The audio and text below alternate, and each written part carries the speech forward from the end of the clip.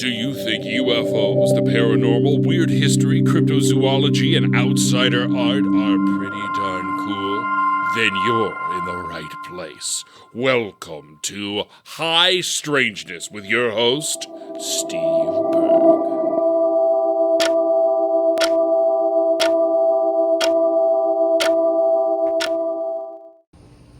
The video version.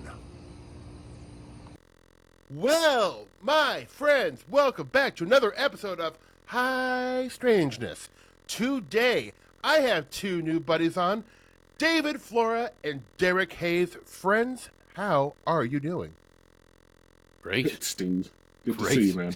We're happy to be here. Man, I'm happy to have you guys here. Well, before we jump into it, I just want to, so listeners, these two gentlemen made a phenomenal documentary, and I watched it I probably watched it like 6 months ago the first time, and I was blown away. And then I saw David at the Kansas City Paracon, and we got chummy, and I'm like, dude, I love your doc. I got to get you on the show. Let's talk about it. And here we are, lo and behold. And Derek, I've been a fan of yours for a while, so this is a long time coming. I feel like I definitely have a parasocial relationship with both of you. That you don't know about, but yeah. Well, it goes We're both best ways. friends in my head, so. I tune into your show a bit too, so it kind of goes a little bit both ways. And I listen to David as well, so I'm fanboying out myself here. Yeah, isn't it great? Isn't it great, though? Well, guys, how are you doing on this fine Thursday? I think they're telling me it's Thursday. It's the day off, so doing great. Oh, Yeah, good. it's been My one of the pretty week. good. You Good have summer. you have one day off a week? Pretty much anymore. You know, I release Derek's- twice a week, Derek and it's works just hard. nonstop. It's just He is a nonstop. hustler, baby. Yeah. Make And that money while you can. well, everything is hurry up, hurry, It is. hurry. It It's all is, close. yeah. It's all gonna end. And then when you start getting other people involved at networks and stuff, and they're like, well, we want as many episodes as you can get. So suddenly I'm doing like 102 a year or something like that, which is 2 a week. Dang, It's a lot. man. Yeah. You know, really quick, do you work with Delaney Bowers? Yeah. Delaney's my researcher. She's been on the team for 2.5 years, something like I that. love her. She's she's awesome. great. Nathan Isaac and I were shooting a project in Kentucky, and we needed a folklorist, and we had Delaney. You know, she came out and just blew us away. She is a brilliant Yeah, woman. she is. Yeah. I really drag her down asking her to research all this stupid stuff, but she really knows what she's doing, and she still finds it. But I think she really wants to get into like more educational stuff, and I'm like, no. Tell me about this Bigfoot encounter that happened. 2 hillbillies drinking beer in a truck, whatever, you know.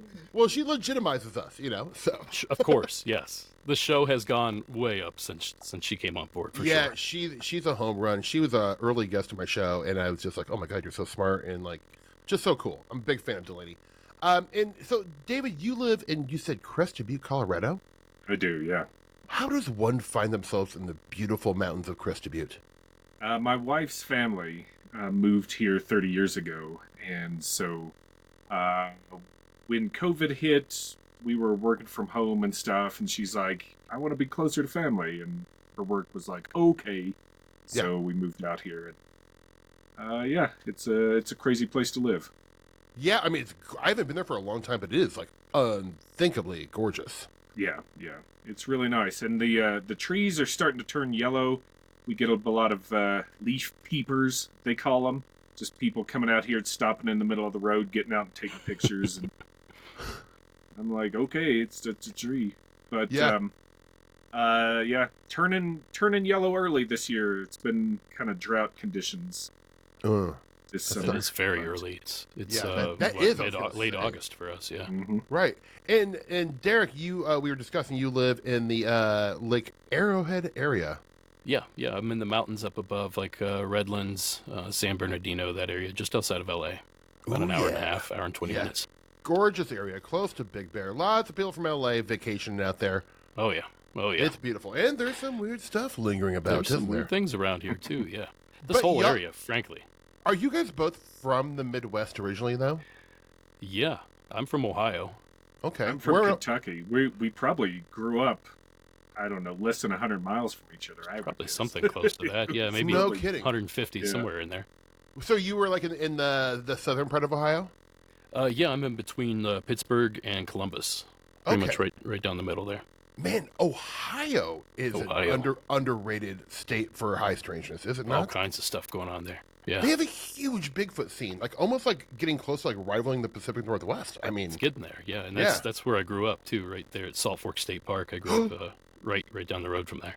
oh yes, Yeah. man, isn't that where the Ohio Howl was taken? That was I want to say like Portsmouth area. That's further south down to Okay. the bottom of Ohio, the part nobody goes to, Ooh. Right, that or nobody goes comes to. back from. Let's put it that way. No, it's, You it's know, beautiful well, down there. But The Salt Fork is like on my list of places to go roam around and see if I can stir up any trouble, because that is like a pretty legendary Bigfoot spot. it is, yeah. There's a lot of legends going back to like the 80s and 70s, and before that, the lake is. My dad would tell me stories about before the lake even being there. I think they made the lake in the mid 60s or something. So, Really? there were farms and villages and stuff there. And this has nothing to do with Bigfoot, but sometimes when the water level's low, you can see a church steeple sticking up. It doesn't Really? reach the water, but you can see it down below the surface. That's the legend. I've never seen it, but That's kind of creepy. of course, Oh, yeah. Yeah. cemetery down there, church, whole Submerged. town. Who knows what's Just there? an underwater church. You're having a nice Yeah. dip in a lake on a summer's day. Maybe you had a couple of brewskis, maybe a margarita. You do a cannonball off the boat. Look, Jesus Christ. Literally. Literally.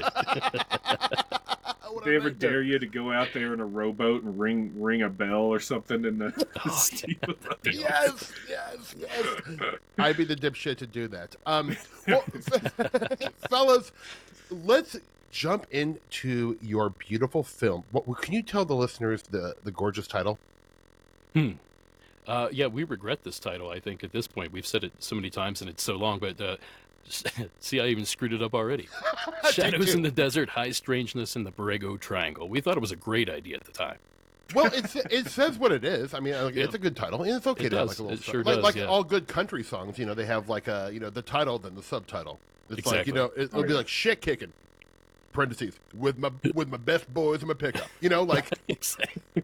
so. I think You you're nailed it, Steve. You nailed it. Yeah, you're following a good trend that just works. It's time tested. Well, High Strangeness we're was the thinking best about way a we could sequel, describe so it. That might be Right.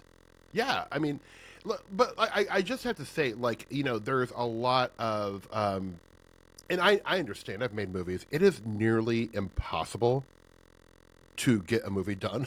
Like, I totally understand. And also it's hard to make something that is good. It just is, folks. Like, it's harder than you think. And y'all achieved both. I mean, like, you pulled the movie off. It's got like a wonderfully loose. First off, I love the structure. Let me just give you guys some compliments. I'm gonna make you turn red really quick. We'll just sit back But- and take them. Yeah, just take them. Sit back. I'm gonna throw a volley of them. But like, first off, I love the tone. Like, I like that you guys were not going in saying like, we're gonna solve the goddamn mystery.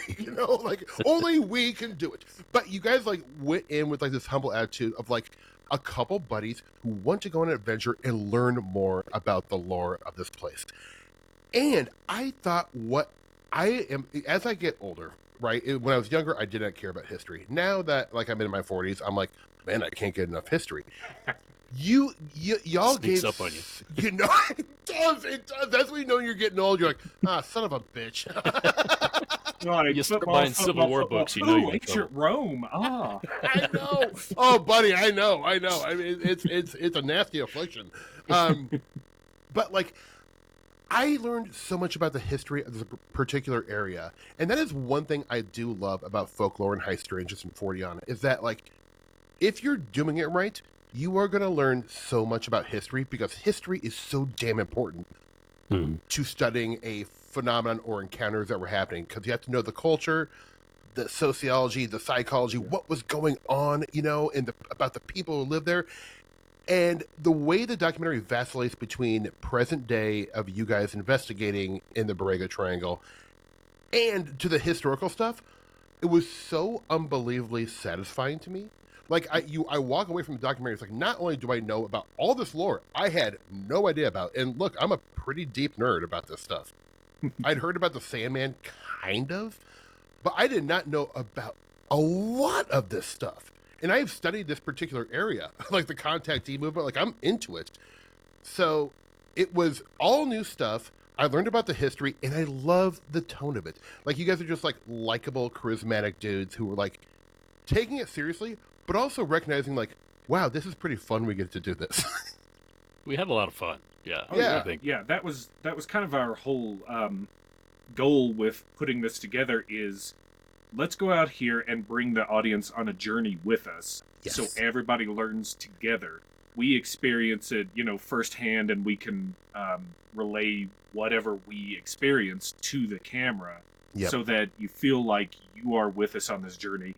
There's no pretensions about here's what this means and why this is fake and blah, blah, blah. It's just Yep. like, no, let's look at this information. Let's talk to people. Yep. And then at the end, we can discuss kind of our thoughts on it, but we're not going to put a stamp like debunked on, anything. He wouldn't, Right. David wouldn't let me. I had it ready to go and everything. And You like, bought a nah. new stamper and everything. I was all set. Brand new ink pad and Half the everything. budget spent on that damn stamp. But truly, I mean, like there is a lot of paranormal content nowadays, and there is a lot of stuff I do care for. But like, I feel like this was such an honest, like, I guess everything's opinion based, right? But like for me, subjectively, like this is the kind of documentary I want to consume when it comes to high strangeness, folkloric, like documentary pieces. Like it was like very much for me. So first off, thank you for taking all the time, 4 years, however long it took, to make a documentary just for me, because that's obviously what you did. Who But, had you in mind? So Yeah, I figured. But like I kind of want to like, just because I want to like kind of start off with like, this is, I mean, the Borrego Triangle, maybe if you're from the area and student of the lore of the area, you had heard about these stories. But like, how did you guys set upon choosing this as a subject matter? Was there a story that you heard about? Like, give me like the origin story of how this all came about, please. I think it started with me pretty much. My wife and I, we camp a lot where we used to when I had the time. And Anza Borrego was one of the places we went to quite often. And every time I go there, I'd hear another legend or I'd hear another story about something. And I would go to the bookstores in town there and I'd try to buy movies or books, any kind of media on it whatsoever, and it just didn't exist. There was nothing out there. So that's where the seed was planted. Like, there's all these stories. This is untouched. We got to get this. And I knew it was too big for me to handle. So I'm like, who can I have? Who's dumb enough to follow me on this adventure? So I called David, and here we are. So It's nothing if not honest. Right. well, sort of, yeah, because we almost died a few times, but we'll get to that. Well, So it was kind of like, was this kind of like a method of discovery? Because you're saying like, I bought as many books as I could. But were you guys learning about a lot of the stuff on the fly, or did you know about a lot of the stuff and say like, hey, let's go tackle this aspect of Borrego onto the next one? Or were you kind of discovering in real time like about a lot of these stories? there was a lot of prep for this. Derek kind of opened the door with you mentioned him before, the Sandman or the Yucca Man, Yeah. There could be two different things, but Right. there was a Sandman sighting that was in Desert Magazine, and that kind of opened the door to the area. And then we started collecting some of these cryptid stories, some of these UFO sightings, and then as we talked about putting something together, all these old West ghost stories are out there in that area. There are more and more cryptid sightings, and it was all concentrated. And Yeah. so we just took, I don't know, like a year almost to put all this research together, and really kind of map out the biggest stories, what we wanted to tell, and all this stuff. And then when we went out there, that's when we got to talk to locals and people, involved in the area that told stories of encounters, sightings. A lot of people are like, yeah, I don't know about all these stories, but some weird stuff has happened to me. Right. And so we just sort of, that was kind of the on the fly part of it. So there was a lot of preparation, and then we added in whatever we found while we were out there, which was Right. kind of the goal too. Yeah. Well, it's interesting too, because I mean, like, this has to be, in terms of like a region in the United States, one of the most unpopulated regions, right? There are not like sparse. that many people living, who choose to live in the harsh environment of like the high desert. Or is that the high desert or low desert? Low desert. Low desert. I Yeah. actually don't know what the difference is, but It's what is- altitude. I don't know what the Oh, number is. that would make 2,500 sense. feet, something like Okay, that. So like okay. Joshua Tree is considered high desert because it's Uh-huh. 2,800 feet or something like that. Right. Whereas like Borrego Springs, which is like the center for the triangle, just a tiny little town with a couple little restaurants and a store or whatever. I think it's like 500 feet or something. It's really low. Right. And So it how, gets real hot there. like, what is the proximity? Because I'm pretty familiar with the Joshua Tree area. Is Borrego like within an hour from the Joshua Tree area? If you were able to go in a straight line, sure. But Uh-huh. because you have to drive around gotta- mountains and the Salton Sea and all this stuff, it takes you, I think, probably about 2.5 hours to go between. This is big country we're talking about here. Yeah. I mean, right in the middle of a lot of this is the Salton Sea, which is, I don't know what the size of Delaware. It's huge. Good God. It's yeah. just a big lake in the middle of the desert out here that you pretty much have to drive around to get in. Right. And Which the triangle also- butts right up to it. Right. That also made logistics for filming kind of harsh. Yeah. Because Especially we when could shoot like 2, maybe 3 things in a day because everything took an hour and a half to 2 hours to get. Yeah, that makes the shooting schedule pretty difficult. Not to mention, you guys are like, cool, now we're getting out of our car, and it's literally 112 degrees, and I feel like I'm going to die. 122. I'm not going to Yeah. let you sell us short here. Jeez, it's Yeah, 122? God. Yeah. You guys are insane. What were you thinking? Not much at that time. Yeah. It all evaporated out of our minds. But what had actually happened is we were funded the week of shutdown, COVID shutdown. Oh, okay. So On for like a year and a Kickstarter. half, we're like, we got to get out there. Everybody gave us this money, and we Yeah. couldn't get out there. The park was closed. Nobody wanted to meet up with us. Nobody wanted to fly out here. Right. So we waited and waited, and finally we got kind of the clear. You can go out and do some stuff. So we got right out there. But by that point, a year and a half had passed. So it was right in the middle of summer. I'm like, well, we got to do it. We got to get this thing Yeah. going. So we Right. went and did it. Man, and so did you crowdsource it, or did you work with a production company for We funding? crowdsourced. This was a Kickstarter campaign. That's the So, way to yeah, do we had it. a lot of fans that donated and funded most of the film. Yeah, Oh, money well spent on their end. I've I hope so. I've donated plenty of Kickstarters where like the project just kind of seems to disappear. I think a lot of people thought that was happening because everything took so long. I thought for sure everybody's like, oh, these guys, they just took my $20 or whatever. Some people Right. gave a lot of money. So.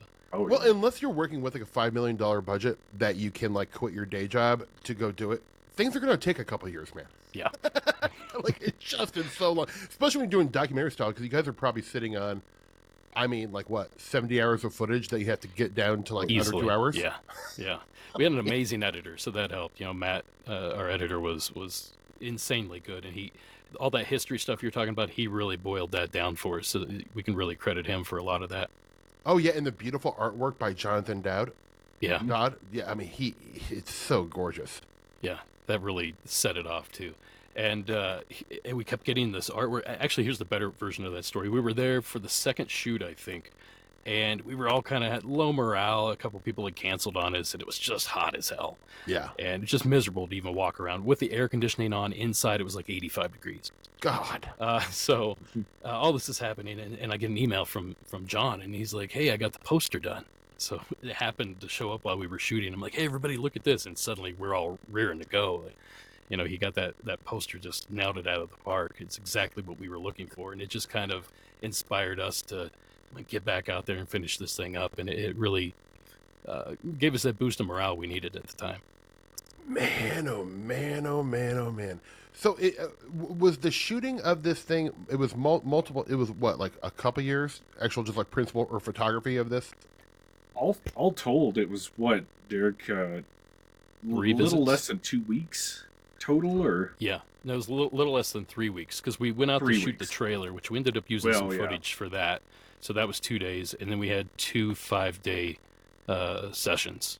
We thought we were going to get away with 1 5-day shoot week, and then we started looking at the footage like, we're missing this, we're missing this, we're missing Yeah. this. So we gathered everybody back up, and we did it again. Right. And of course, it was hot as hell that week too.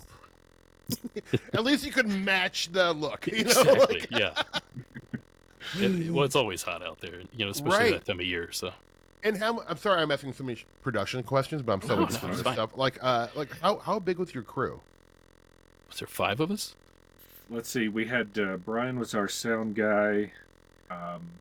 Chris camera on guy camera. We had was one camera Chris. guy. And then producer Roxanne, and then us. And Us too. every so often, Sean Campbell would join us. He's a local out there. He spends his time between Borrego and San Diego, and he knows all the spots. He goes out and does it. He has the trucks and everything to get out He there. kept us alive, basically. Yeah, Right. he helped us. He took us to the wind caves. He took us to the blue sun cave. Mhm. Like, yeah. So 5.5 to 6. Right. Well, like, okay. Well, so like, what were like some of the biggest, I guess, like shock moments, like, or just like maybe shock's not the right word, but what were some of the surprises that you were like, oh wow, now that's a crazy thing to learn while we're out here. Just how lucky we were, I think. One of my favorites were we rented this huge Airbnb. It's probably the biggest one they had in the area there, just because we needed to shoot and we needed bedrooms and all this stuff. Yeah. So they knew we were shooting a film there, and I think they were suspicious of what sort of film we were shooting, because they wanted to meet us there and check us out and all this stuff. Right. So we And met then the when we showed up, and they could see you how know, they knew right away that it handsome wasn't we are. Yeah, it wasn't that type of film. they're like, oh, okay, yeah, you guys are fine. Yeah. But I met this guy, and he's like, well, what is this movie about anyway? And I'm like, kind of him and hawed a little bit. Finally, Yeah. all right, it's a Bigfoot. It's about Bigfoot and UFOs. And he's like, Yeah. whoa, wait a minute. Let me make a phone call. And he called somebody he knew, and he's like, I got a lady that saw Bigfoot that wants to do an interview. And just like Whoa. that, it happened. Yeah. We were there 10 minutes. And it was Morelia, the best Bigfoot interview we had in the whole film. Yes. She had a nighttime road crossing up in the Warner Springs area, if I remember correctly. Getting that interview was golden, and it just fell right in our laps. It was amazing. Yeah. Wow. Yeah, she was great. And Very believable. why are Bigfoot always crossing the road? What's up with that? Get to the other side, man. I guess, dude. Who knows? There's something. Well, like about 6 months ago, I went through like a road obsession where on every show I was like, "What's up with roads, man? Ladies in white are on them. Saucers land on them. Like people see like weird centaurs on the side of the road. I mean, like, I shouldn't even get started because I'll just go down this road rabbit hole. I can Well- I can give you a kind of a down to earth psychological view of that. It's where people are. Right. I think that's it. If everybody was traipsing through the woods, they'd be like, "Wow, trees! They're always around trees." Right. No, So I hear you. yeah, I think it's where people are, and that's just where the stories come from. It's just Right. statistical, right? I mean, Right. you can't see a Bigfoot if you're not there in the environment where it lives, and where else would you be Yeah. intersecting that than the road? I mean, that's the perfect place. I hear you. I have maybe some more wackadoo ideas that are completely insane about roads, but we won't go into my crazy ideas about roads because they get weird, folks. But so like, did you kind of like? Were you guys? Because it's sort of centered. Not I shouldn't say centered around, but like the Yucca Sandman is kind of the entree into the area a little bit. Mhm. Were you aware that there was going to be so many other like manifestations of high strangeness aside from like Bigfoot? Yeah, I mean, that's sort of what drew us to the area, I think, was just how Yeah. many different versions of paranormal activity was going on there. But we certainly uncovered more as we got there. There was a place, what's the dry lake called, David? Clark's. Clark Dry Lake Bed. That place was on our radar. We knew about it. Yeah. It was an old, David, help me out here. You're the guy. And it's an antenna array that I think it was the University of Maryland Mhm. maybe, and NASA kind of tag teamed back in the, let's say, late 60s or late 50s, but it was just to kind of test out telemetry and stuff in orbits and things like that. So they say. Mm-hmm. And they just had this huge antenna array there because it's just a giant dry lake bed, super flat, super dusty. We lost one drone there, or at least it just crashed, and we had to send the guy out to get it. Oh. It took like half an hour. A longer walk than it looked. Sorry, buddy. And then they got rid of it. They just took it all out after several years. and people have they were really reticent to talk about that area. It was one of those like, okay, this is weird enough to remark on, like people were like, don't worry about Clark Dry Lake then. Like, I don't want to talk about it. We don't go up there. Yeah. Say something Wow. like that. Yeah. But what's and so, crazy is yeah. a lot of these sightings took place there. Or, well, they reported the object going into that area or coming out of that area. Yeah, A lot of them.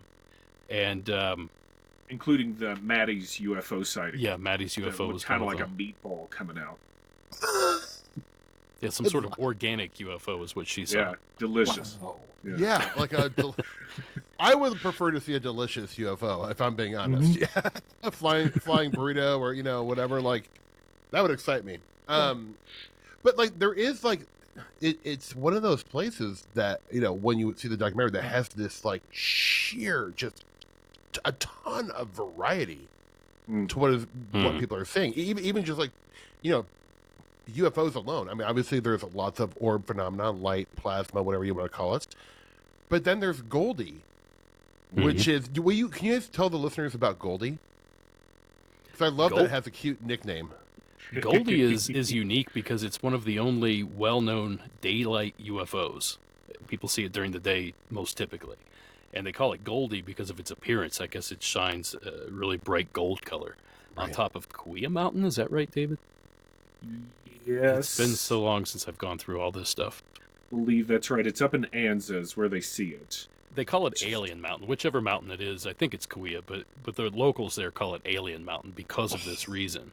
And these stories go back hundreds of years. There was, I think we featured it in the film, a bride and a preacher were going through the area or something, and they saw it there, and they call it the Land of the Dancing Sun or something like that. Curse of the Dancing Sun or Yes. something. That's what it was, yeah. Yeah, scared horses apparently.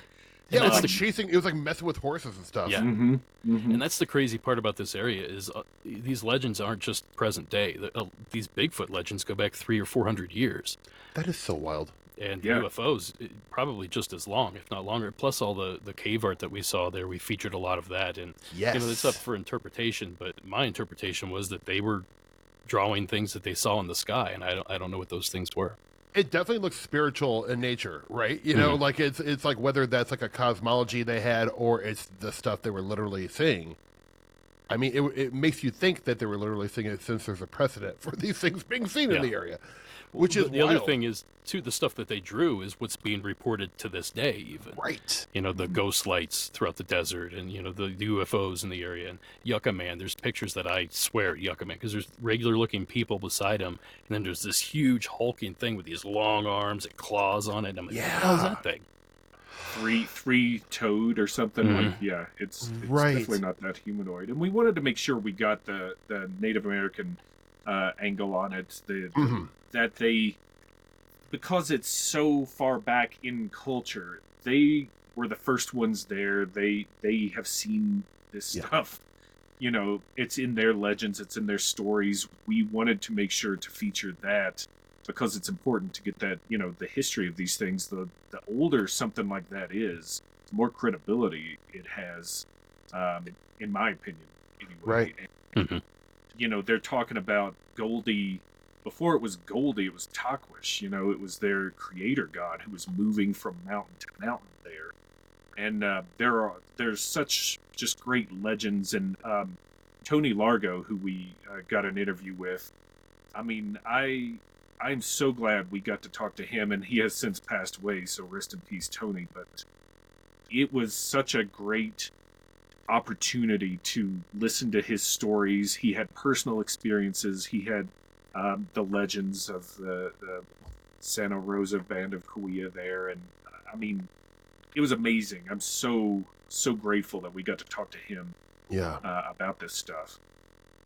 Well, so like Goldie's obviously been seen for a long time. First off, can you guys describe like the shape of like what kind of UFO to the listeners the best you can?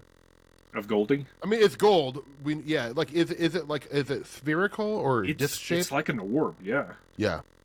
Big, I think. Yeah. To be seen, but From what I understand, it almost looked like a second sun.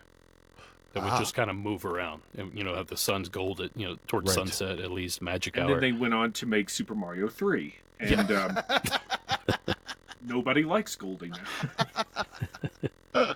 All those desert tortoises, they just That's what it shove felt them like around. shooting out there. Yeah, is that sun just dipping down trying to get us. Right. Ugh. Well, do people? I mean, because I know there, I know there's definitely still like UFO sightings in that region, but like, is Goldie still seen in modern times? Oh yeah. One of the guys we interviewed, Roland, his daughter saw Goldie. I believe the interview was in the movie, right, David? Yes. That made it to the final cut, where she was driving and she saw it there. It's in Anza, the town of Anza is where this area is, which is Right. higher up. You mentioned it earlier, all the different microclimates of paranormal activity. There's also microclimates biologically as well. You have the low desert, you have the mountains, you have forests with snow and 100-foot pine trees. Scrublands and There's oases fields. everywhere. There's caves everywhere. Like this place, every little pocket is different. And Yeah. can support a different kind of life, which also made this place really unique. Right. Wow. Okay, so in terms of like UFO sightings, though, like people are also seeing other things too, modern day. Like I know triangles, the big triangle craft, are common. There, you have a couple dramatic stories. I mean, like not only like because I feel like a lot of times when you hear about the triangle-shaped UFO, it's kind of mundane a little bit, where it's like, oh, they saw a triangle, and obviously that'd be cool. And a lot of times I'm like, is that a military craft? I feel like if there's any UFO shaped to be military, for some reason, I feel like that could be one of them. However, the stuff that is being described in y'all's film sounds very non-human to me. Like it's doing some weird stuff, like such as vanishing, and the way people describe how it's kind of like got this like the lights will be sort of diffused and there's like almost like a blurriness about it, like almost like it's like a bad hologram. like It seems the closer you get to these triangle craft, the blurrier they are, to the witness. They'll get right underneath it and try to look up, and it's almost like heat waves are separating them from the craft, and they just can't Right. make out the details of it. It's right. that detail to me, holds a lot of water. There's a lot of clout there, because why would you mention that? And why would everybody mention that? It happens a lot. It's a very odd detail. Yeah. And I feel like with other types of UFOs, I don't hear that very much. I don't know Yeah, if it's people get just close like enough. I mean, there. that's the thing about these black triangles is people seem to get really close to them. Yeah. There was a few stories in the film where it basically just flew right over top of people and stopped and hovered there for a moment and then just kind of took off instantly. It wasn't like fast. It was just gone. Or Yeah. there's a Almost beam disappeared. of light that's like searching for something on the ground or something. Right. That's, I have to admit, I love when a UFO has a searchlight. Like, I think that's great. Great. That's the classic, classic look, right? And if there's a cow getting sucked up in it too, Come I mean, on, man. Oh, yeah. chef's I've been researching this case in Nebraska from 1974 where a woman saw a disc hovering above a farm field in her family's farm, and then a yellow shaft of light comes down, and then three like aliens with tentacle arms like start dancing in the light and end up like floating down, and they take soil samples and then take off. And I'm like, that's the good stuff for me. Yes, please. wow. that sort of matches the Pascagoula aliens, doesn't it? Didn't they have tentacles? It is, and it's sort of around the same era too. I think Pascagoula wasn't that early 70s? 73? Yeah, 73. This would be well, as we know, 1972, 73, 74. Those were some good times. Yeah. For weird stuff. Well, speaking of which, to answer your question you asked a minute ago, what other kind of activity, UFO activity, has been reported there? We had I had a couple calls go into the show that we used, I think, throughout the film as well, but go into my podcast, that is.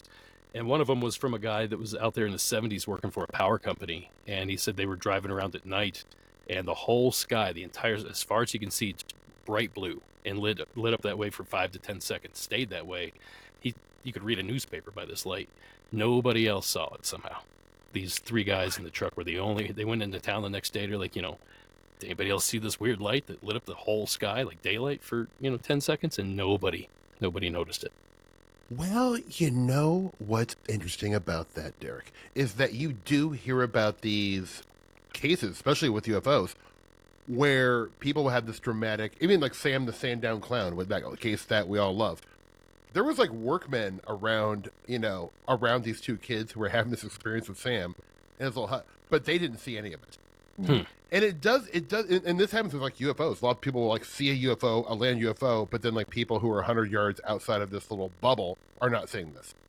Yeah. And it makes you almost think that sometimes there's like this little bubble of unreality that like drops over people, and then weird stuff happens within that bubble. Like it is odd. Or to the me. Men in Black flashing light. They just That look, I didn't want to say Missed it. a You couple said it. people. Yeah. I'm not trying to make them mad. They're already pissed at me. So. Well, that's another phenomenon that's reported out there a lot is government involvement, Men in Black, that sort of thing. And there was an interview in the film stuff. about military people there that seemed a little fishy. Let's talk about that, because I love that part. So in the film, I'll kind of tee it up, and maybe you guys can go a little further. This experiencer is visited by what they presume is military people or some kind of government, workers, but they have like weird insignias on their jackets, and they're almost like bomber coats with some real weirdo stuff on it. Can you elaborate on that, please? Oh boy, if we can remember. If you can remember. Yeah, I know the insignia was like the archangel with a set of Yes. scales or something like Yes. that, which we looked it up. We couldn't find, we couldn't find that Nothing particular official. design. yeah. Yeah, nothing official there. They said they were there to protect people or something along those lines, but they were not giving up any information. But the really weird part is that this sighting or this interaction with these soldiers took place the morning after her sighting, where she Yeah. saw that meatball-shaped UFO Mhm. flying out of Fighter jets Clark followed it. dry lake bed. Yeah. So it all just kind of comes right back to center again. Good Yeah, she God. got a kind of a weird vibe from them, and it was.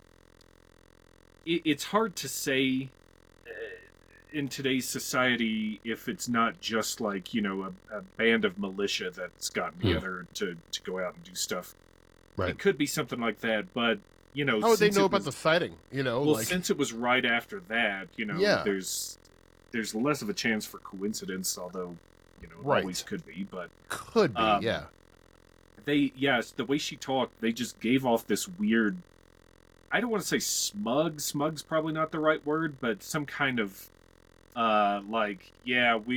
we're important and we'll deign to hint at it with you, kind of thing. Right. She was a waitress at a diner, and that's how she was serving them that morning. Oh It's my weird. God. Wouldn't you freak out if you guys were back there and you saw some dude in a diner with those jackets? That'd be awesome. Yeah. It would. Hopefully the camera's rolling. Yeah, exactly. Good God, that'd be incredible. Well, so what were some of the things that, you guys, put yourself into some positions for some weird stuff to happen. I'm thinking of the part where you guys are kind of out in the middle of the night and it's like just darker than dark. And you're making calls to Bigfoot.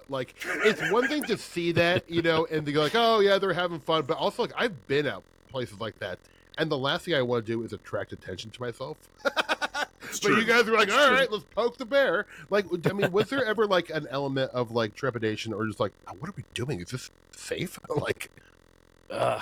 Yeah, but I don't think it had anything to do with monsters. Right. Yeah, I feel like we were more like, is one of these crazies going to come out here and, Right. and Yeah. get us? Yeah. Is there somebody Drag here that us doesn't off want us into here? the They don't want desert. this attention, and they're going to make sure we don't finish this project, kind of thing. Yeah. Yeah. There were some scenarios where I thought maybe that would go down, and it didn't. Right. Thankfully. Yeah. But the other thing was the heat. Yeah. We had to worry about our crew. We were out here in the sun, and it's just dangerous. It's super 11 at dangerous. night, A lot of it's, people go up missing there. 80, 90 Yes. degrees too. Good God. But and it's a dark sky community, and then that's Borrego Springs, and then when you get outside of there, it's even darker because there's barely any light pollution from anywhere because Yeah. things are so spread out, and it's just inhospitable. So yeah, it's dark. And there was when we were looking and the part where Derek has the parabolic mic and is listening. Yeah. I in my head, I'm like, you know what? if the camera's rolling, we're gonna fucking get something worth watching. And if something comes out of here and grabs us, I'm gonna chase its ass. I'm gonna jump on its back. I'm gonna wring its neck, like something. I'll run. David's the crazy one of the two. It sounds like. I'm like, Derek, you just keep the camera rolling. I'll get you something. Yeah. And of course, I drop the camera and run. Yeah. Fuck this. I want to live. Nice knowing you, Flora. I've got something to live for. I got something to live for, damn it. That's incredible. But it's like going out and like doing the boots in the ground stuff. Is that something y'all typically do or get to do? For me, no. Yeah. I mean, I have. I did an episode on the Limp Mansion in St. Louis for Blurry Photos. One of my favorite ones to put together. And I went and stayed in the mansion, in the room that, the people were committing suicide in and dying and this and that. And there's all that. And the only thing I got out of that was just a lot of sweaty sleep because there was no air conditioning. It was hot as hell. But, yeah, I love going out and trying to experience things firsthand. Went to Cahokia on that trip as well. Oh, Cahokia is nice. unbelievable. So I like doing it. I just don't get that many chances. Yeah. So this was extra fun for us to do. Yeah.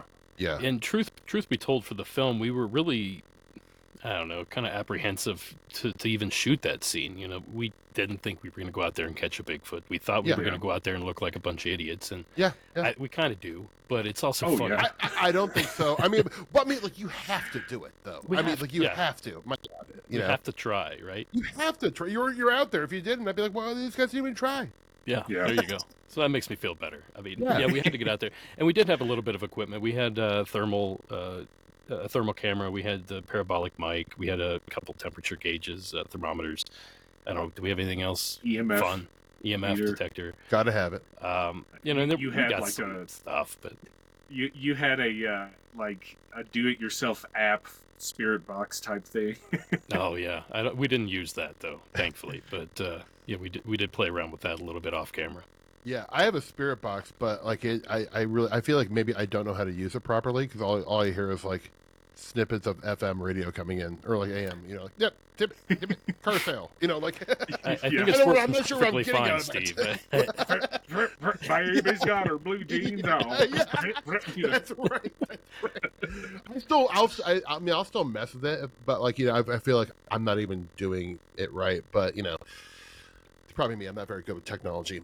I don't put a lot of stock in those, frankly. But I don't really either, but that's just me. I'm also like, in terms of like what I know the least about, it's probably ghosty stuff. I love it. I'm down with the ghost for sure, but like I just don't like know what I'm doing when I go. Like, I was in a haunted hotel with Mike McMillan and the BCC boys. After Paracon, we went to Lawrence, Kansas, and stayed in the Eldridge, and it was great because it's a notoriously haunted hotel for many years, and we had some interesting things happen, but I'm always like, what am I doing? I had this like ghost box, and I'm walking around with an EF meter that I have no idea what it means. They're like, go over there and check that out. I'm like, you got it. And I'm like walking around like going, I had like 6 beers in me too. I'm like, I don't know what I'm doing. Maybe we should just go to the bar. I'm really good in a bar. I know what I'm doing there. There you go. Those are the spirits you know about. Yeah. Right. Well, I want to, kind of ask you guys, and I'm so sorry for the obvious question, but I feel like I just do want to know. How did you guys get into this stuff to the degree that you're now creating, like, highly successful content for it? Like where does was it an experience or like just a deep interest? And like, obviously it's a big part of y'all's life. You don't do what you're doing if you don't like passionately love this stuff. Go ahead, David. I'll let you go first. Mine's pretty simple and boring. As a kid, I had monsters in my pocket. I loved learning about stuff from them, like Spring-Heeled Jack. Like, sure. Hello. Oh wow, you literally do have monsters in your pocket. Yeah. Yeah. Spring-Heeled Jack was never leave home without it. It's my good luck charm. Spitfire, grab boobs. That's my motto. And then just like reading mythology books, as a kid, and just loving the monsters and the stories and legends. And then that just sort of grew into like an interest in New Age stuff, like astrology and learning about that. And then I started kind of taking it seriously, learning like, hey, here's some things to think about, and think of this critically instead of just accepting everything. And right. And then the whole world of paranormal and the conspiracies and things they don't tell you and this and that, and relearning stuff that I'd been taught that was wrong, and that just kind of set me on the path. So Derek has, I think, a much more interesting story for an much more. Mine is similar to yours, David. It was just I was a geeky kid for UFOs, and I just never dropped that love. But David or Derek, let's hear about your spicy history. Well, I grew up in Appalachia, so that's a good start. These stories were always prevalent when I was a kid. You'd always hear relatives telling stories or whatever. But when I was about, I want to say 10 years old, I saw an ABC, an alien big cat. You did not. Oh, I did, yeah. Brother, I'm you out. Oh my God! Look, sorry. You all right, Steve? No, I'm not. I'm having a fit. You're gonna be hard pressed to meet a bigger ABC fan than me. I'm a pretty big fan. Brother, I am down with the alien black cat. Sorry, I didn't mean to interrupt you, but I'm just. No, you're fine. I swebbing never right see now. that reaction. It's usually why is this a big deal? Well, a lot of people don't. Derek's been waiting for. Dude, look, I'm your guy, man. I'm your guy. It was meant. This is all meant to be because, like, I feel like a lot of people like, oh, it's just a melanistic mountain lion. Which, first off, they've never found one melanistic mountain lion, so that's a big leap. But two, they're all over Nebraska and Kansas. Like, what the hell are those things doing in the Midwest? Sorry, go on. Okay, Ohio. alien black cat. I mean, that's where I saw mine. Dude. I was in rural Ohio, southeast Ohio, near Salt Fork, and we were out in the woods. My brother and a friend, we were like 10, 8, something like that, and there it was running across the hillside, and it was headed toward a pipeline where they had natural gas pipeline, so it was all cleared off. And I thought, well, we can see it if we get through the trees and pop out on the pipeline. We'll see it on the other side. That thing was long gone before we could ever get there, but. Right. It looked like, a black panther. Had the long J-curved tail, big muscular, big thing. And the crazy part is that we went home that night, and my dad got home from work. I couldn't wait to tell him. And he's like, I saw the same thing a couple weeks ago. Shut up! Which was insane to me. And, Ohio's a big spot for these. Indiana, Kentucky, Tennessee, Pennsylvania, that whole area, New York. Yep. That whole region is really big with the ABC sightings, so... I got lucky, and that just opened the floodgates. I started getting books from the library, and there's Bigfoot, there's Loch Ness Monster, aliens, ghosts, like all of it, just attracted to all of it. And the back end of that is was also into like movies and stuff, so I moved to Hollywood for 10 years and worked for a production company and did all that. Right. And I was trying to write, I was trying to direct, I didn't have money, I didn't have talent. I'm like, well, what can I do? And I said, well, I'm going to start a podcast instead. So there you go. And I knew ghosts, I knew Bigfoot, I knew UFOs, I knew all that stuff. I'm like, well, there it is. That's the intersection. So here we are. And it worked out wonderfully. Somehow. I have to say, first off, I have never, even aside from my podcast, I'm one of those kind of guys, if I'm at a party with you for more than 5 minutes, I'm going to ask you if you've had like a weird experience. I've been doing that my whole life, right? Me too. And I've talked to so many people who have had experiences, and I've interviewed over 100 people on my show. I have never met anyone whose gateway drug into High Strangest was an ABC. Oh, really? I feel like I'm going to have a trophy made for you and probably send it to you before the year's out because, I'm so moved by, first off, that somebody's entree into the weird was a Black Panther. Yeah. At ABC. Not to mention, we mentioned Delaney Bowers. We were talking about her. You work with Delaney, and she's been on the show, and I love Delaney. Wonderful folklorist. She had an ABC setting. Yes, she did. She called that into the show before I hired her, so we had that all. Really? Yeah, and then once she was hired, I dug it up. I'm like, we're going to play this now. She got all embarrassed, but I can't remember the details of her story. I feel like there was a kitten involved with hers, perhaps. Is that right? I can't remember, but I love that. Yeah. I heard one recently where there was a kitten involved. I don't know if it was hers or somebody else. I get a lot of those calls into the show. And sadly, I don't get to play them that often because I get a lot of complaints. Like, this isn't paranormal. Why are you playing this? And you try to Uh, explain like the out of place animal thing, and people want to hear Bigfoot stories. They want to hear Dogman. They want to hear Mothman. They don't want to hear the ABCs. So I Ru- kind of get it, but as an Yeah. experiencer, it's like, guys, you're missing out. Like this was a religious experience for me. Right, and I'll be honest. Like, I'm not. I mean, like, I'm gonna put my woo-woo hat on, but like, I'm not convinced that these ABCs are flesh and blood, like out of place animals necessarily. That Like, would make a lot of sense. I mean, because the reality is, like, there were so many sightings in the 80s in Nebraska to where people were writing in our senator at the time, Senator Exxon. There was one guy in particular, I can't remember his name, but he was writing these, like, epic letters and trying to get a meeting with the senator. 'Cause he's like, we keep on seeing these Black Panthers at this wildlife management area, and there's kids hiking around here, and you need to do something about it. This guy was incensed and so mad that the state of Nebraska Park Service was not doing anything about these ABCs. But, like, I mean, and these sightings in Nebraska go back to the 1890s. Like, it's weird. Like, and they're just calling it a Black Panther. Like, Black Panther seen again eating chickens out of a chicken coop. I'm like, what the hell? Like, But you got to think that these are probably escaped pets. I also grew up near the Zanesville Massacre, if you guys are familiar with that. no. 2011, I want to say. There was a guy there, and I remember this farm growing up because he had giraffes and stuff, and you'd see them from the interstate. I'm like, oh, there's the giraffes. You see their heads poking up. And he had like 50 lions, 30 tigers, 20 leopards, and he went nuts one day, let them all loose, and then took his own life. So all these cats are running around a city of 50,000 people. Oh, my God. The town right next to mine, and the sheriff had to shoot every one of those animals to take every one of them out. And I think there was like 70 confirmed kills or something. So when you have stuff like that, who knows? What gets loose, and you get 2 or 3 of them loose in the same area, they start reproducing. And suddenly you have a clandestine species just hiding in the shadows. And if it's black, well, hell, that's hard to see. So it's going to sneak around even easier. I love the stories of those when they involve like circus trains that derail in the swamp or something. Right. Well, that's often to the, like there was a great kangaroo sighting in Nebraska in the mid-50s. And I'm Chicago, I think. Was there one in Chicago? All I think there was one in Chicago. I'm sure there around the same time there was one in Kansas, but like, I Present day, it's Oklahoma.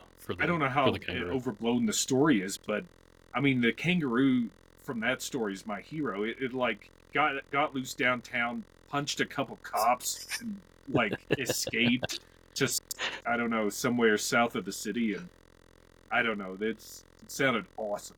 I think I have a pattern here. Spring Hill Jack, the cop punching kangaroo, like you like things that likes anarchy.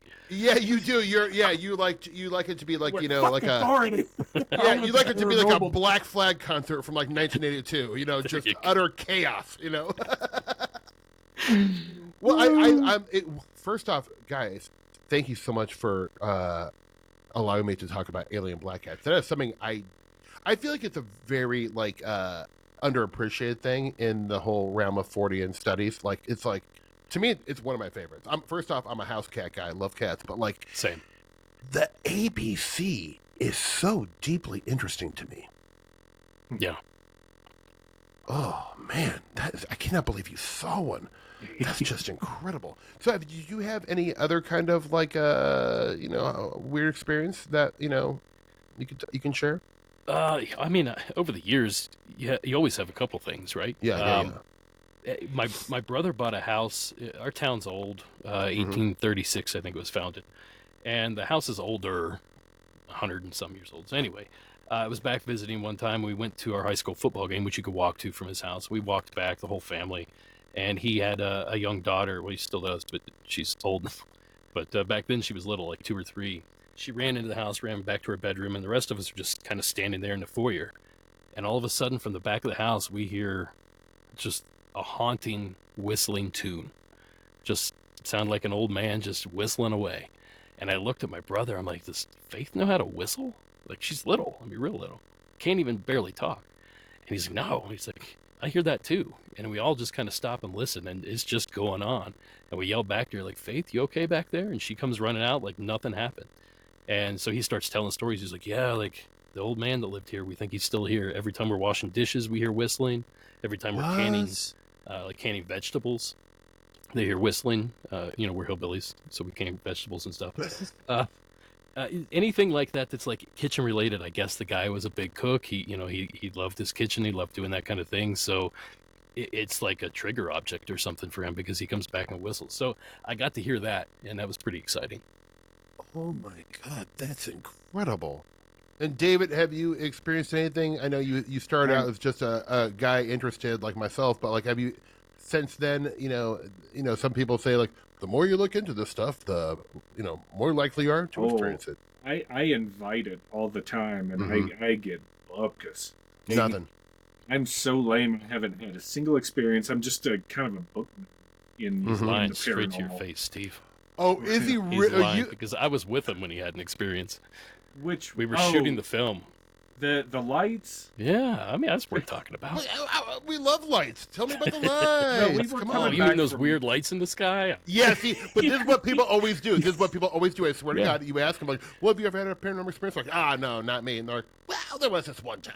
It was just a Bigfoot. It wasn't that big. It was just a hairy 9-foot tall Staying hominid. in Oklahoma City, and I got groped by a ghost in a hotel room. Nah, I didn't. That's nothing. That wasn't a thing.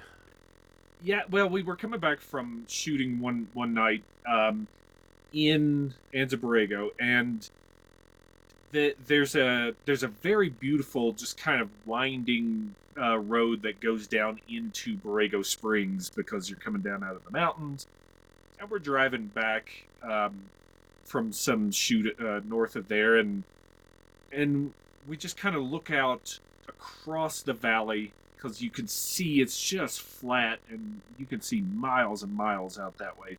Hundreds of miles, probably.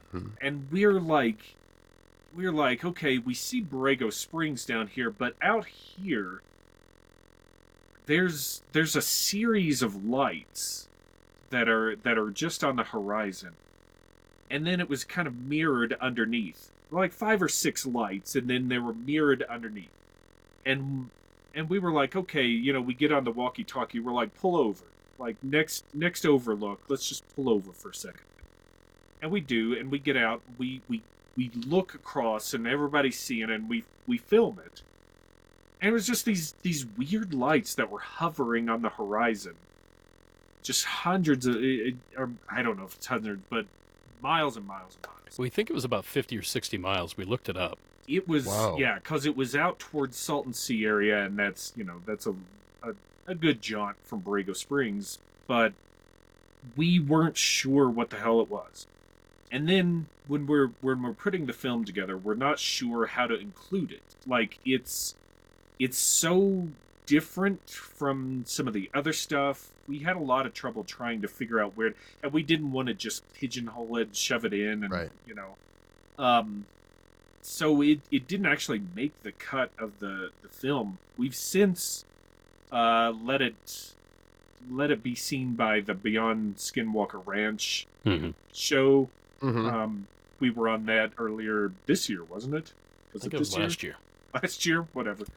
10 years ago, same thing.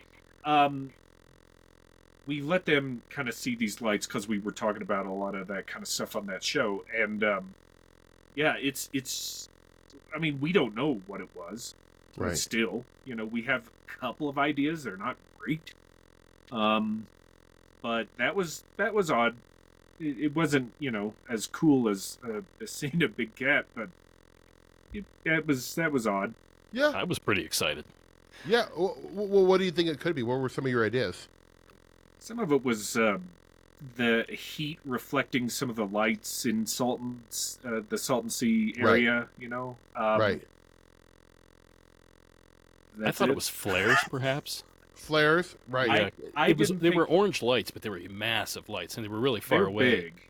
And we think they were reflecting off the Salton Sea, so that kind of gave us an idea of how far away they were. And if these were flares, I mean, these things are house size. I mean, they're massive. Jesus. And there was like 5 or 6 of them level with each other and reflecting on the water below. And I would guess they were probably 200 feet off the ground, something like that. And it was stationary, right? Yeah, it wasn't moving. Wasn't sinking. That was, I'm not sure about the flare theory because they were stationary. It Yeah. wasn't like they were kind of moving down or anything. So Right. it looked like flares for sure.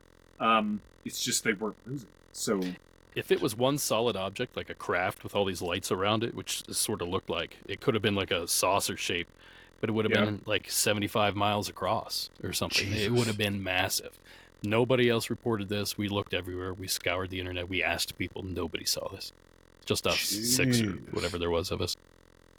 So what like since you guys know so much about this area now, what do you think is the well, here it's a two-part question. What do you think first off is the craziest manifestation that in terms of the stories you've heard out there? And two, what do you think is has the most legs? Figuratively speaking. The second one's easier than the first one, I think. yeah, The 8-foot skeleton with a lantern lodged in his chest. Yeah. I think that might be one of my favorites. But Mhm. the thing about a lot of that is, this is a mining area. There's a lot of claims, a lot of miners out there, prospectors, Yeah. not under 18-year-olds. So they would make up all these stories to kind of protect their claim, Right. And I feel like some of the rock giants or whatever, these rock piles would come to life at night and walk around and then resettle somewhere else. That was one of the legends. Then there was the 8-foot skeleton that had like an old-fashioned kerosene Yeah. lantern shoved in his rib cage. And he Horrifying. would lumber around. What were some of the other ones? There were little alien-looking creatures that people saw in that area. There's there's a great one about a floating head. Oh yes, the head. Wasn't it kind of like a devil head or something Mhm. like that? Yeah. Something like that. that's a a guy with a story. goatee, kind of looked like David. I think actually had like the same facial hair or something in the image I saw. I just put on a black turtleneck and I go out there. Yeah. Gyrate around like David Byrne from the Talking Heads. Yeah, There you go. But is there one where you feel like there's something to this? And I mean, like, not that you know what it is, but is there like a particular incident or a case or a type of manifestation where you're like, man, this feels sort of undeniably odd and not, of a terrestrial origin. The lights, I'd say, just Yeah, all maybe the ghost light Goldie phenomena. and that kind of stuff, all orbs. Mm-hmm. Because a lot of people, a lot of differing people, different Yeah. backgrounds, have that same story, and it's kind of on the heels of some of the UFO, UAP activity and stuff. And we do point out in the film that there are several military bases in Mhm. the air, like nearby, 3 or 4. Right. What is it? Pendleton's out there, Mira, Edwards, Edwards, Miramar. 29 Palms. The like- 29 Palms Palms one, is yeah, there. right by Giant Rock and the Integratron, yeah. Yeah. So, and if you're going to test something, go out to the desert and test It's a great it, place to do it, yeah. Yeah. Low population, yeah, for sure. at night or whatever. And Mhm. so, that's a good angle for it, which is not really, that's more terrestrial based human activity. But some of these lights that people talk about, the behavior of them, seeing them in daytime, things like that, that kind of has legs to us, I think. Yeah. And I'll be honest with you. I went into this thinking there's absolutely zero chance Bigfoot lives out in Borrego. Mhm. Zero chance. Right. Once we got out there, I'm like, oh, okay, there's like a 15% chance he might be out here. Right. Because we started looking into it, and you can go from the desert floor to the top of the mountains in one day's walk. But for a Bigfoot, probably less than that. A human can do it in one day. And it's a difference of like 30 degrees in temperature. Amazing. And suddenly Yeah. there's water and there's shade, and you can live there all summer. And then when it starts snowing and the weather gets nasty on top of that mountain, you just work your way right back down to the desert and spend your winter there, where there's berries and there's all sorts of mesquite pods and animals, lizards and stuff you can eat. I mean, we talked to some biologists and they're like, there's plenty of food out here and there's Right. plenty of If you water know if what you know you're what you're doing, doing. Yeah. So suddenly, I'm not a huge Bigfoot guy. I'm not, he definitely exists. But suddenly I'm like, wait a minute. Like these reports go back hundreds of years. The missionaries all through the area reported them. The Kauai before that reported them. Hairy devils, they were called for hundreds of years in that area. Yeah. And so you have those historical references. You have the contemporary sightings, and then you have all these details about how it can survive and kind of lay out a path for it to kind of eke out a life out there in the desert, suddenly it all starts to make sense. Do I think it's out there? Probably not, but I really love the idea, and I love the fact that there's a nugget that allows it to maybe be true.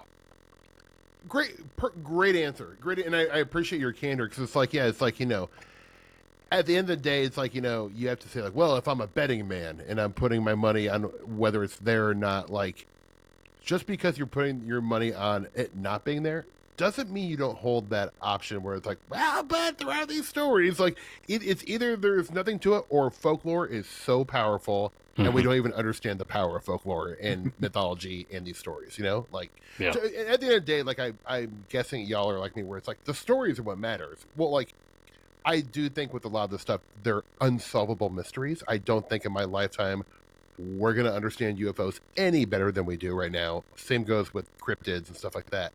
But at a certain point, I think I have came to the conclusion where, like, the mystery is exciting to me, and I'm okay That's with what we're not knowing. chasing, right? Yeah. Right? Yeah. The mystery is the drug that we're all chasing, because it's addictive. Yeah. And, I hope he's out there. I really do. I always call myself a hopeful skeptic. I'm very skeptical, but I really want all this stuff to be true. I mean, I want there to be aliens. I want there to be ghosts. I want Bigfoot to be in my backyard, and maybe he is. I don't know. Yeah. Because at the end of the day, that makes for a more magical world, Well, it's a better place to live than where we're at currently. Yeah, well, I would agree with you wholeheartedly. Things are not great. But honestly, like, I mean, like, that is... this stuff is really, like, I'm aware of the privilege I have to be able to have any time in my day to read books about this, or to talk to people like you about these things that really bring me a lot of joy. Like, it is, like, such a privilege to be able to do this kind of work. But, like, I'm with you. It's like, I feel like it's good to be skeptical of all of this stuff. Like, it really is. Like, if you go in, like, I mean, when I was young, I was so credulous, but I'm like, really? Area 51 aliens, like, work there in lab coats? I'm still like that, and then 2 days later, I'm like, wait a minute. Right. That doesn't sound right. Well, do you find yourselves as, like, you gather more stories, you talk to more people, and obviously, usually there's an evolution that comes along with that. Do you find yourself, like, getting more skeptical of all this stuff, or less? It's a case by case for me. I hear hundreds of stories. Well, really a week, at least 100 stories a week I listen to.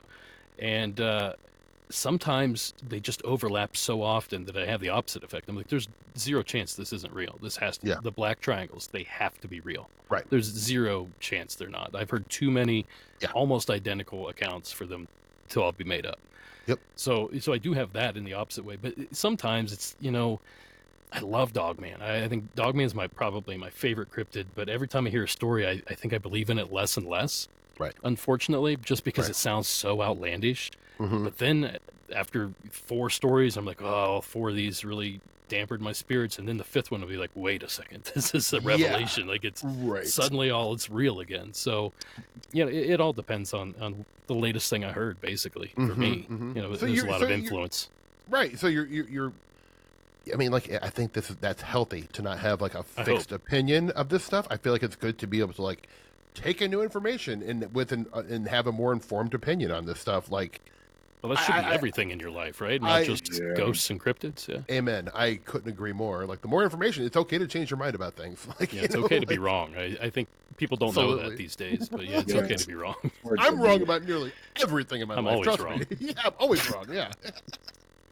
What about you? What about you, David? After, I started podcasting in 2012. I was reading about stuff, years and years before that. But over the past 12 to 13 odd years, I think I've become more skeptical as I look into things, and kind of, if you track down some of the origins, if you track down a lot of outside perspectives, ask questions, and don't accept a lot of just like, well, this is how I feel about this, then things kind of, it loses its luster for the mystery of it, which in itself is not, it's not great, but it's almost like detective work to me, where you just kind of try and solve a case, and here's all the evidence. So at the end of it, when you weigh all of the evidence together, what is the most likely outcome of that, and what's the simplest a lot of times too. Right. Because if you have 3 or 4 things that have to happen for something for the story to happen, it starts watering it down every time, you know, and so like the moon landing hoaxing or something, like there's so many things that would have to go into that for it to be a hoax. Yeah. And so many people involved, and when you start getting people involved, then it gets real tough to keep that appearance up, you know. So I could not agree with you more. That's why, like, I'm so, you know, when I was a kid kind of coming up, I was very into like the whole like UFO government narrative of crashed craft, alien bodies, and all that stuff. It was just very exciting and titillating. It was very X-Files. So as a kid, I was like, yeah, that's got to be the thing. But I really feel like there is just, the only thing to disclose is that they like have nothing and they don't know they don't know shit. But it sure makes how them it feel. seems these days, doesn't it? That's just how, until I'm proven wrong, I feel like that's just how I'm going to operate. You know, like I'm more interested in like a Joe Buck's like a UFO landing in his farm field than I am like a pilot. I just feel like there's an agenda, and I mean, I'm not trying to be like, I don't trust the government, but I don't trust the government when it comes to this stuff at all. I mean, they just have such a long history of lying to people about UFOs. Sure. They had whole divisions devoted to that. Literally spreading disinformation. Yeah. Donald Kehoe and all these guys. Yeah. MK Ultra and that, yeah. Oh yeah, like a lot of the UFO narratives I loved as a kid, I now know were complete bullshit. You know, and sadly, in those stories though, are still proliferating, and like new generations are finding them. They're like, "Oh my god, Richard Doty," blah, blah, blah, you know this, and I'm like, guys, oh man, trust me, don't waste your time. But Doty was the guy. I was thinking I mixed up Doty and Kehoe, but well, but I mean, I'm also, you know, call me paranoid, but I also feel that there's some evidence that Kehoe was part of disinformation. I mean. I wouldn't doubt it. It wouldn't surprise me for any of those guys. Me either. Hynek as well. Yeah. Well, we know Hynek was. Yeah. I think Hynek was, and like, well, it's interesting. Like, I think Hynek was, and then I think he like wasn't. But I think he always had one foot in the. We'll give you more information, Jay, if you say this. I think he was a team player in a lot of ways, but you know, it felt like toward the end, at least, he sort of softened up about it a little bit. I think so. He sort of started to believe a lot of this stuff. Yeah, I think like the last 5-6 years of his life, I think he was like actually like genuinely looking into this. But here's one of my favorite things about Hynek, favorite facts: the movie Predator. You know, 1984, whatever that came out. His son, I can't think of his first name, but his last name's Hynek, was Paul Hynek? Developed all of the camouflage effects for the Predator. Really? Like all that came from him. No kidding. I did not know How weird that. is that? Where did he get that information, I wonder? Yeah. I can't not think of that. That's interesting. His dad told him a little story, and suddenly 20 years later, he throws it in a movie.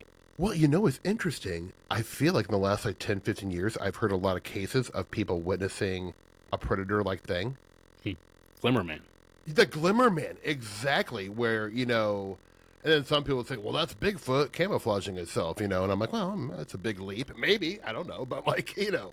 I get a lot of reports of it inside people's houses. There was one inside a rest stop that a woman and her little girl were trying to use the bathroom, and they could just tell there was somebody in there, and they ended up seeing them or something like that. And it was all part of a film. The whole thing was a fake town that they found themselves in a fake town, and then this guy was in the bathroom of this fake town. In Idaho or Oregon or something. This was a long time ago on my show, so I don't remember the details. That's fantastic. Yeah, there's some crazy stuff with this Glimmerman business. You know that if let's say this is terrestrial, let's say it's human created or experimenting with, you know, it's the fucking pervs that are going to get their hands on it first. Yeah. Well, there's a great Richie book Riches. by Robert Guffey. I don't know. It's called Project Camellia. Have you guys heard about that book? I've heard of the book, yeah. It's phenomenal, but it's about this. I don't want to like go into too much, but anyways, it's about this piece of technology that allows people to like vanish and have that glimmer kind of appearance. Mm-hmm. But obviously, I don't know if what's in the book is true. The contents, it's speculative, but like it's a very interesting book, and like I think the Glimmer Man is kind of like the Dog Man in a way, where it's like it's kind of having a moment right now. Yeah.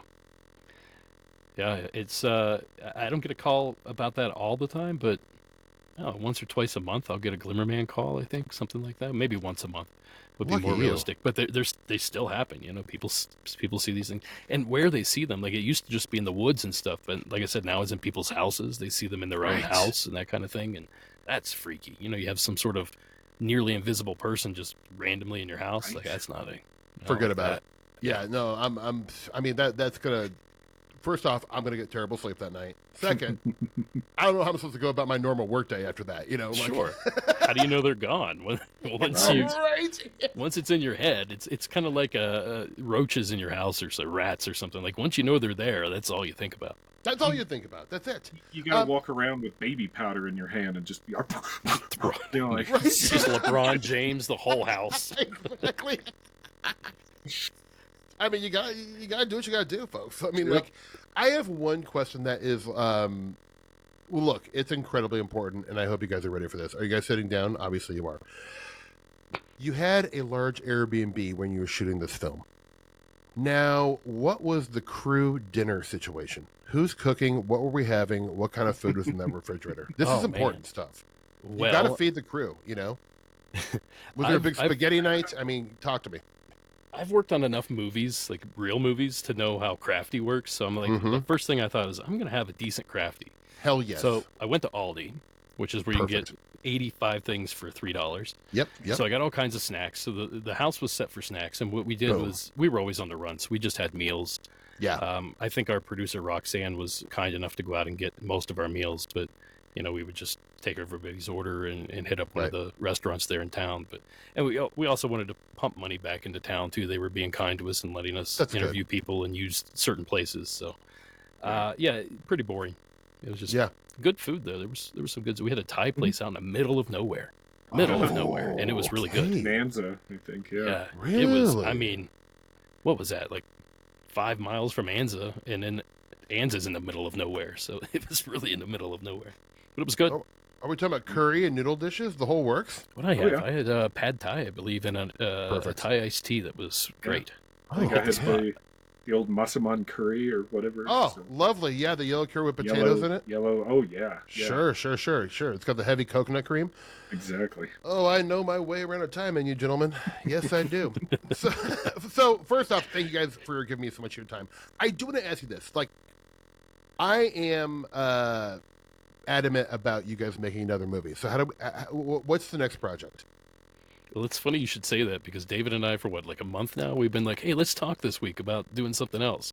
Yeah. And I just drop the ball every time. So it's been a whole month and I haven't followed up. But, But it's there's slowly something rolling. cooking. Something's Something- cooking. Yeah, we got the pot on. Yeah. We got the itch. Yeah. It's- The water's gonna boil soon, I think. But We don't know what it Oh. is, though. We don't know if we're going back out there. We're going to try to find another spot or something Yeah. completely different. maybe Boy. maybe a series of shorts or A something. series, I instead think, of- is definitely the way to go. I think Yeah. movies are on their way out. So something smaller, shorter segments and more digestible and Right. more bingeable. Right. Yeah, it's smart. It's smart. Would you do that like kind of independently as well? Oh, and yeah. like, yeah. I mean, honestly, you can make so much more money doing it yourself. Oh, yeah. As a person who like literally worked for corporate, like, entertainment for 20 years, it is the party's over. Well, we did this one on the books as best we could, and we have distribution and everything for it. And honestly, I don't know if I'd do that again. It's just so much work, and Yeah. it's not worth it. It's just the return isn't there. So It isn't. I why mean, do the it's- extra work? yeah, and it's just so much easier to get your money back and monetize, like, kind of doing it yourself. I'm honestly literally like putting it on YouTube. You make, Yeah. I mean, like, TV deals for non-union things are like they can just say we'll pay you $100 an episode, and a lot of people just say okay. Yeah, Like because what else are you gonna do, right? They cut you by the Yeah. short and curlies. You want your show to get made, but like at the same time, you're like, well, I have to go work at McDonald's at night Yeah, so I can pay my I'd rent. still like to eat too. Exactly. It's so everything is a mess right now. That's why there's a lot of respect from us for other filmmakers and other people that do projects like this, because it's so difficult to get it off the ground. Even if you're running out there with your buddy and a camera, that's still hard.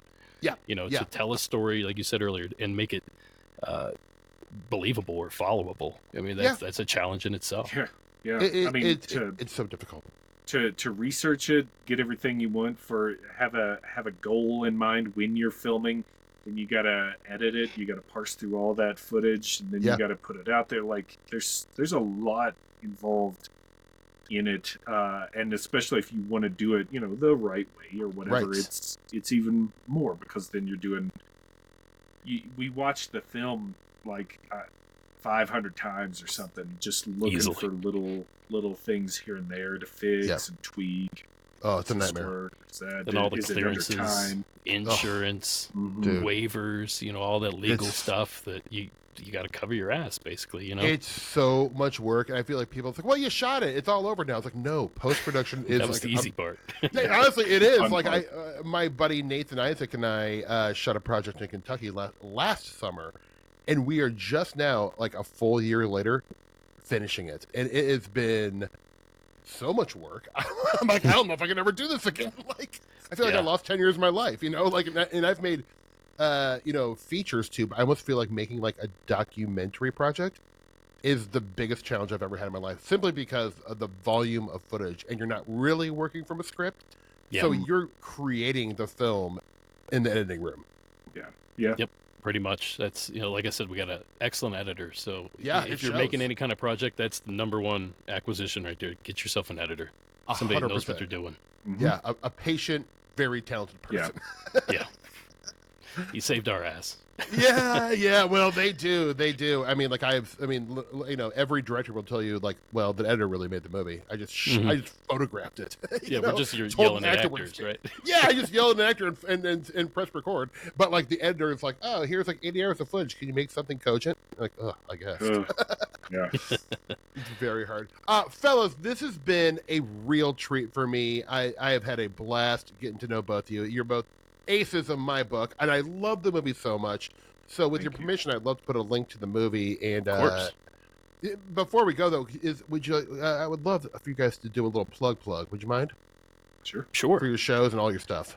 Well, if you don't follow Steve's link and you want to check out the film, you can go to borregotriangle.com. Everything you need is there. Tons of extra information. There's some reviews. There's some quotes. There's some behind-the-scenes stuff. All kinds of stuff. Go over there. And my show's Monsters Among Us podcast, and I have Monsters Among Us Junior that started on Wednesday, so the kids' version of my show. That is so smart. Oh my God, good for you. That's so beautiful. It's a lot of fun. Delaney's my co-host on that, so.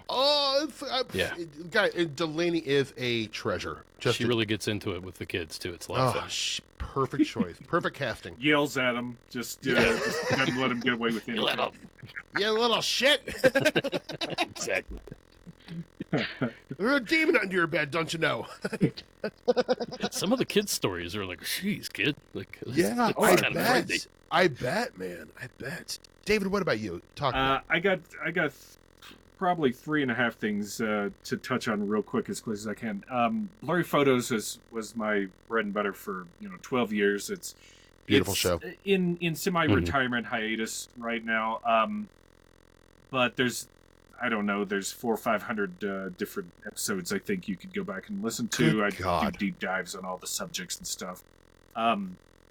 And I'm currently co-hosting Hysteria 51 with my buddy Brent Hand. It's a comedy paranormal podcast. He has moved to Tennessee. He's getting a studio built, so we haven't done any deep dives onto episodes, but we've been doing a lot of weird news in the world lately. A ton of fun. And then I host a trivia podcast with my wife called Quiz Bang Bang. It's just questions and answers we go over. Sometimes we'll throw a fun fact in there, and it's just to help you practice for local pub quiz nights. And then, for road trips, by the way. Yeah. That's They're like 20-minute episodes. Yeah, we throw them on for road trips. And then I've done several audiobooks. Derek helped me get into that through the author Tom Lyons. He does the Living Among Bigfoot series. That's been a lot of fun. And he had me do a short 5-minute scary podcast where he sent me 5-minute scary stories. It's called 5 Minute Frights. That I did about 25 episodes of that, and then took a break, and now he's kind of gotten back in touch with me and is like, hey, do you want to spin that back up? So maybe some more 5-minute frights coming out, but that's what I got going on. Fantastic. Hardest working guy in podcasting. Yeah, my God, yeah. I don't hold a candle to Derek. Jeez. I only have 2. I don't know what you're talking about. Only 2? God. Only 2, where I parse through 50 calls a week. It's hard enough to have one. You guys made me feel like an idiot here. But mi amigos, like, this has been super fun. And again, I just want to say, like, congratulations on the film. I think this is one of these movies that will be watched and important in 20, 30 years. Like, it's just got, like, staying power. And I really do genuinely mean that. Like, you know, I'm not just butter and biscuits here. Like, it is so good. And I'm so deeply, I love when I can walk away from a film and I go, I know so much more about this area, not just about the folklore, but about the history. And that is so important because I love going to that area. I love Joshua Tree. I've been going out there for years. And now when I kind of go to this area, I am going to look at it in such a different way. And that is the impact of a good documentary. So thank you both for making a great piece of art. I think that was our goal, right, David? Yeah, I mean, we wanted to educate people and we wanted to shine some light on this area that nobody's really talking about. So yeah. And hopefully we do that. To safely go out there and visit these places. You can go there. It's free. You can go there. It's close to San Diego. It's close to LA. It's close to a lot of things. Just go there and hang out. Palm Springs. Yep. You can fly right into Ontario, skip LAX because it's literally the worst airport in the entire world. Even better. Absolutely. Palm Springs is a tiny little even beautiful closer. little baby. Oh yeah, it's great. Thank you. Glad you liked it. Yeah, I loved it so much. And I do think this is going to be, now people are going to watch this and go like, well, shit, I guess I know where I'm going on my vacation next year. Like, it is one of these places people there are are worse going places to want to go, check. I can tell you. Absolutely. I'm going to be running into the Thai place. Like, how'd you hear about us? I'm like, well, my buddy Derek and David said I'll have the Boston curry and the pad thai. It's 80 degrees there in January, so that's all I need to say. Oh, yeah. It's the time to go to the desert. That's always when I go in the winter. Yep, it is the time to be there. Well, gentlemen, this has been too much fun. Thank you so much for your time. And, folks, you'll find all those links in the show notes. David, Derek, thank you, brothers. I really appreciate you. Guys, thank you for listening to another episode of Hi, Strangers. Enjoy your dinners tonight. Peace. Bye. Yay.